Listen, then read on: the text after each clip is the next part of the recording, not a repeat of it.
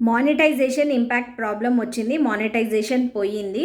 So ఇప్పుడు page మీద work చేయాలా వదిలేయాలా అని అడుగుతున్నారు.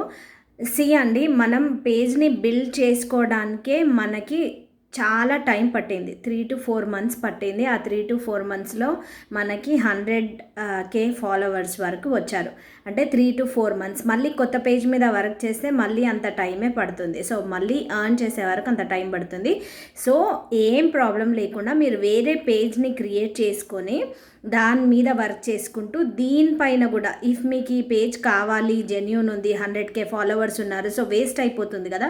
సో అలాంటి ప్రాబ్లం లేకుండా ఆల్రెడీ మీరు కాపీ పేస్ట్ కంటెంట్ మీద వర్క్ చేస్తున్నట్టయితే ఎవ్రీథింగ్ డిలీట్ చేయండి, మొత్తం ఫ్లష్ అవుట్ చేసేసి దెన్ అగైన్ మీరు న్యూ కంటెంట్, ఒరిజినల్ కంటెంట్ వేయడానికి ట్రై చేయండి.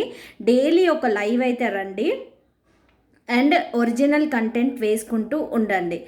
డెఫినెట్లీ వితిన్ 90 days 90 days అయితే ఖచ్చితంగా పడుతుంది, దాంట్లో ఏ డౌట్ లేదు.